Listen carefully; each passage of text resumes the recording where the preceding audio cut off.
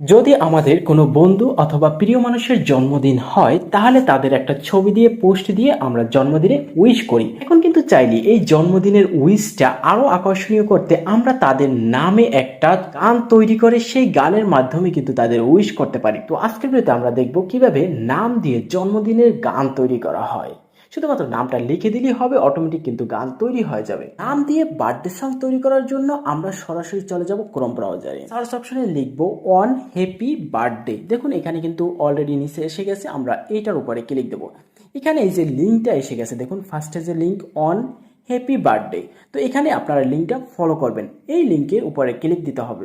তো এখানে কিন্তু অনেক বার্থডে উইশের সিস্টেম কিন্তু আছে, যেমন এখানে এইজ আছে, বয়স অনুযায়ী যে কোনো বার্থডে গান বাছাই করা যায়।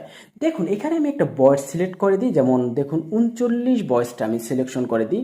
সাথে সাথে কিন্তু এই 39 বছর বয়সের জন্য যে কোন গানটা ভালো হবে বার্থডে সং সেটা কিন্তু এসে গেছে। তো এখন আমরা দেখব যে নাম দিয়ে কিভাবে বার্থডে সং তৈরি করা হয়।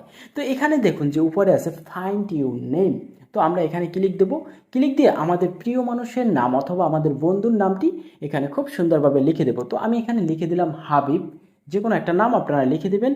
তো লেখার পর এখানে যে সার্চ অপশনটা আছে এখানে আমরা সার্চ দেব। এই হাবিব ক্যাটাগরির যত নাম আছে সব কিন্তু এসে গেছে, যেমন দেখুন হাবিবা, হাবিব, হাবিবি, আরও ইত্যাদি ইত্যাদি নাম এসে গেছে। তো আমার যে পছন্দ করা নামটি সেটা কিন্তু ফার্স্টই এসে গেছে হাবিব। তো এই হাবিবের উপরে আমি ক্লিক দেব। তো ক্লিক দেওয়ার সাথে সাথে দেখুন নিচে যদি আসি এখানে কিন্তু অনেক গান কিন্তু এসে গেছে।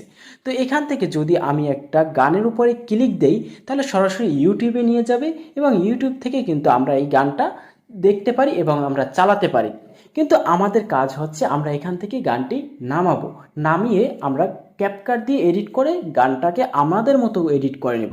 সেজন্য আমরা ইউটিউবটাকে কেটে দিয়ে সরাসরি চলে আসবো আবার পুনরায় ক্রোম ব্রাউজারে। এখানে এসে দেখুন যে এখানে ডাউনলোড সং, তো আমরা একদম সই যে লোগোটা আছে এই লোগোটার উপরে ক্লিক দেবো। ক্লিক দেওয়ার পর এখানে দেখুন উপরে একটা কিন্তু লেখা আসছে, এই লেখাটা আমাদের ফার্স্টে লিখে দিতে হবে, মানে আমরা রোবট কিনা সেটা বাছাই করবে।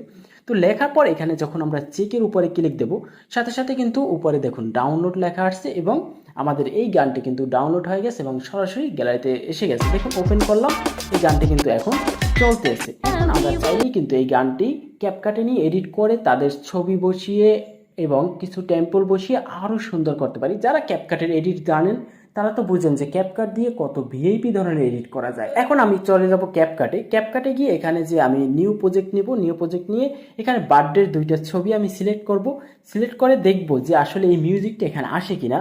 আমি এখানে নিচে যে অডিও আছে এই অডিওটার উপর ক্লিক দেবো, তারপর সঙ্গের উপরে ক্লিক দেবো। এখানে আছে ফাইল, তো ফাইলের উপরে ক্লিক দেওয়ার পর এখানে ফর ডিভাইস এটার ভিতর চলে যাব, নিচে আসব। এখানে দেখুন হাবিব লেখা গানটি কিন্তু এসে গেছে। এখানে যদি আমরা প্লাসের উপরে ক্লিক দেই সাথে সাথে কিন্তু এই গানটি এখানে চলে আসবে এবং আমরা এখানে কিন্তু এডিট করতে পারবো।